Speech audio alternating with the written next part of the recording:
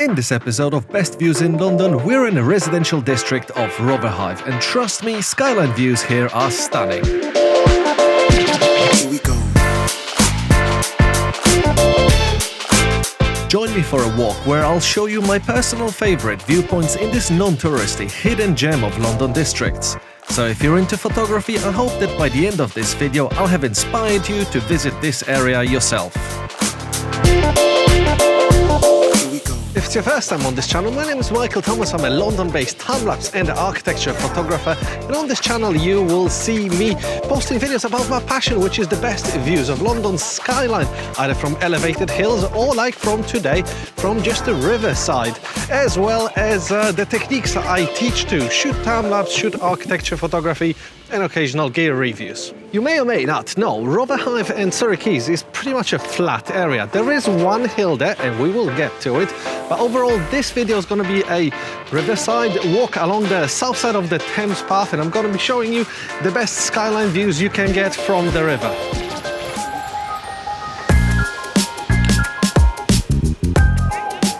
We're starting the video on the riverside footpath on this little terrace between Café Street and Full Street. And the view here is spectacular, phenomenal vista, everything from the Shard to the city, and the composition of Tower Bridge and St. Paul's right next to it makes it extra special. We're going to be continuing along the Thames Path on the south side of the river from here around Rotherhithe and end at Surrey Quays.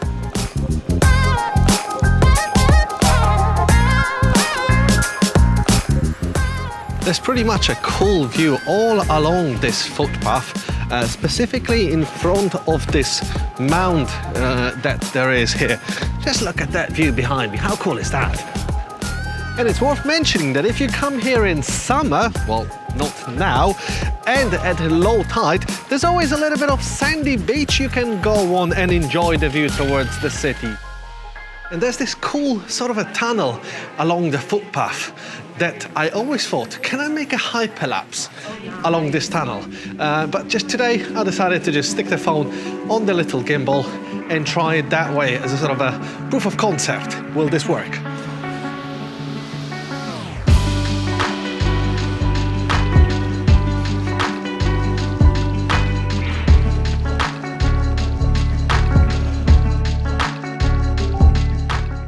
That worked actually pretty cool, better than I expected. I'd have to come back here with my proper camera. And I did. A couple of weeks later I went back there to shoot a hyperlapse, but there was just too many people in that tunnel, so I ended up shooting this beautiful sunset behind Tower Bridge that came out pretty epic. I'm shooting a couple of time lapses on this walk for stock, as well as one of the clients that I'm pitching to. I will be shooting a couple of time lapses for a sort of a prospect pitch.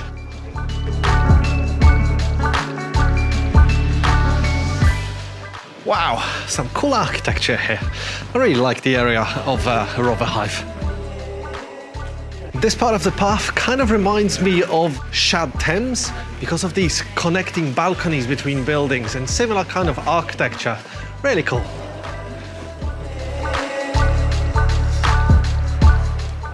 And every so often you get access to this little sort of a balcony almost along the path that you get to see towards Tower Bridge. But as the river bends, we're starting to lose Tower Bridge in the view. Each time I'm here, I'm somewhat baffled about this weirdest playground ever, right next to the church and the graveyard. Bit weird.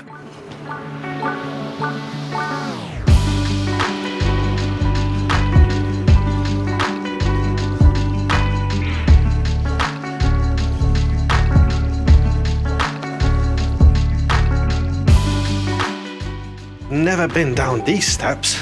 That's interesting, but the door was open, so I thought, why not? There's not much here.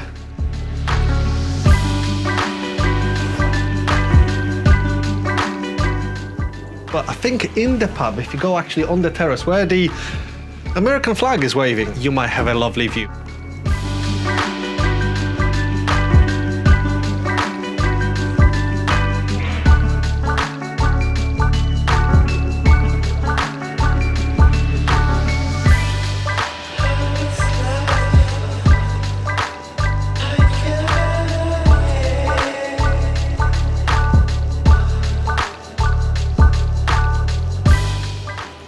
pretty cool. I didn't think that I'll come across something like this.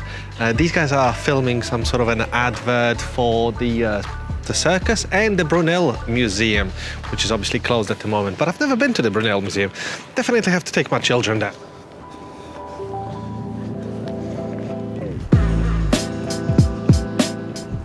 Yet another terrace and another pretty nice view.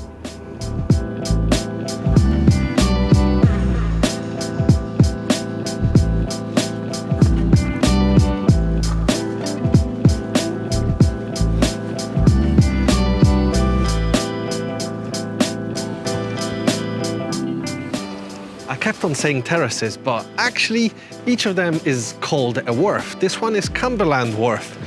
And look at that. Oh, I can see London Eye shimmering in sunlight. This is looking good for sunset, this.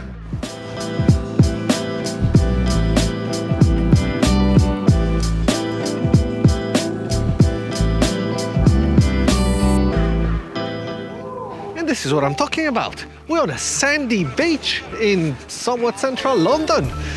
It's not the cleanest beach, you know, don't get me wrong, you know, don't get your hopes up. But still, you're on a sandy beach. Some element of it is sandy. Later on is pebbles and whatever's on the riverbed. Still cool, right?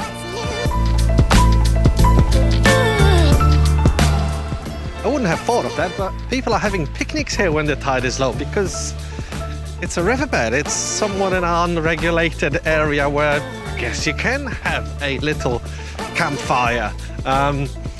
Yeah, because there's nothing here to potentially burn.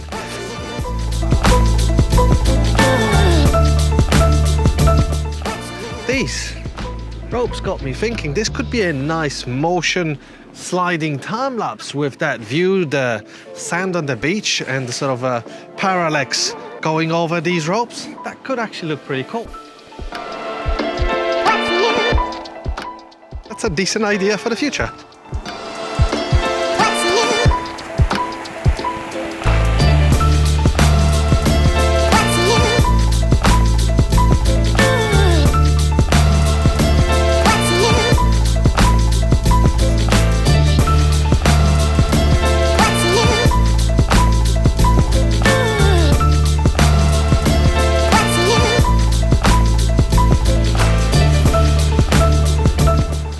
That's a pretty cool view. We're getting some nice rays. Currently we are in Salt Quay.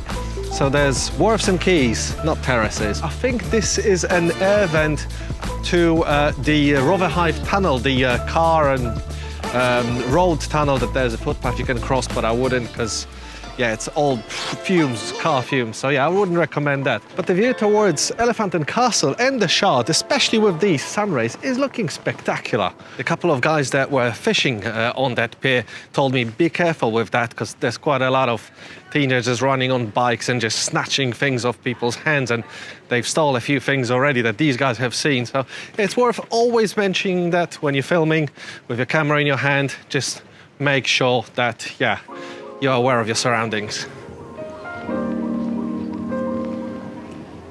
And from this part of the Thames Path walk, we're gonna take a detour to the only one hill there is in the area that offers a nice view, and that is Stave Hill. And we're gonna be walking along the canals to get there, and it's a pretty nice walk just to enjoy a walk or the architecture around.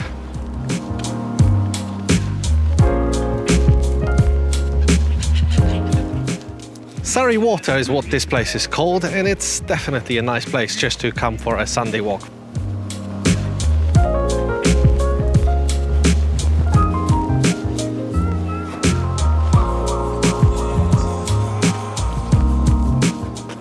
And right at the end of this beautiful symmetrical straight road is where we're gonna climb Stave Hill.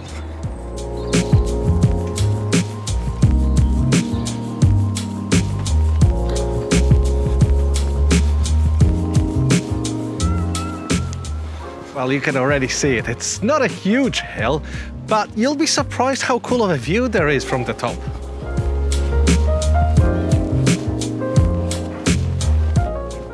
Absolutely cracking view in here, far better than I even remember.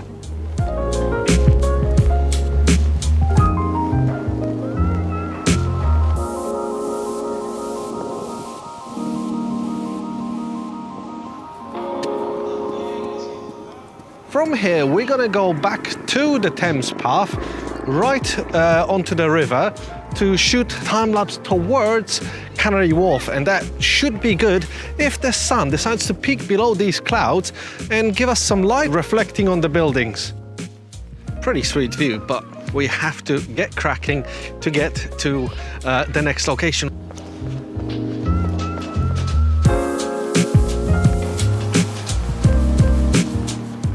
This is an interesting tunnel that I've never been before. Beatson Walk that leads us towards the riverside walk. We just joined the Thames Path and the view this way is getting better and better. There's even colour starting to appear in the sky. So let's get to where we need to get to start the time lapse.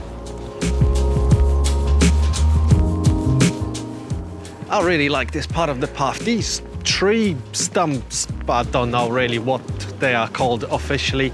They make such a cool composition towards Canary Wharf, as well as probably towards the city. Yeah, it's really looking good that way too.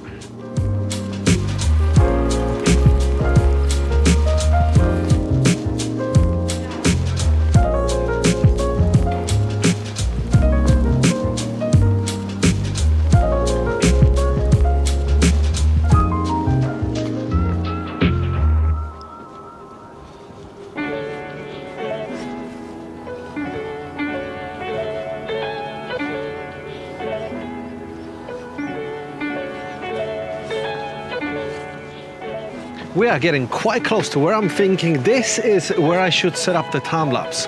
If not this wharf, it'll be the next one. But I think I'm seeing the composition now.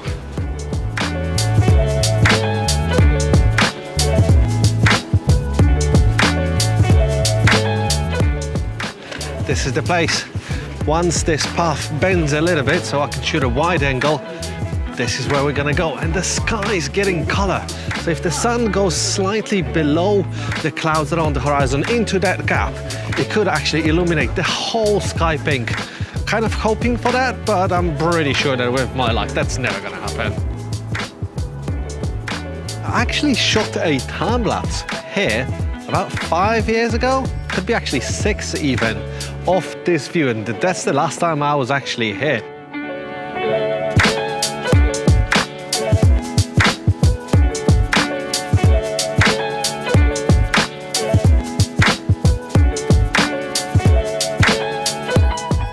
It'll be a good comparison to see how does it look like over the time span of 6 years. Such a cool view, this. So, the time lapse is all set up. I'm shooting in P mode. We'll be shooting for about an hour, hour and a half. So shooting everything fully automatically. And if you want to learn about how to shoot automatic Holy Grail time lapses in P mode, got a 3-part series tutorial that if you want to go to my playlist on my channel, that's where you find it. Shooting at the moment Z6 with the 14 to 30 millimeter. I'm shooting at 14 millimeter. Manual focus, P mode, automatic Holy Grail time lapse, 5-second interval, so up to 4 seconds will be how the shutter can go, and then auto ISO kicks in. I put the variable ND, but only on the minimum 1.5 stop setting in front, just because I wanted to start from at least a 1 second shutter, because there's loads of seagulls flying about. And there was a little bit of color in the sky before. Now it's sort of dimming. If the sun goes down below that gap in the horizon, then it actually all could fire up. I'm kind of counting on that. So yeah, now we're playing the waiting game, hour and a half at least. And you know what's craziest about this composition? There's not a single crane that's sticking out anywhere of Canary Wharf. Well, there is one crane in the shot right underneath the city logo that you can see there, but it's not really sticking out, so you can't see it. So it's a perfect, clean composition of Canary Wharf. It'll be a day to night time lapse with no cranes, like as if it's finished, perfect. And here it is, the final time lapse from this best view in Rotherhithe. Oh, and wait till the end for the comparison between the years.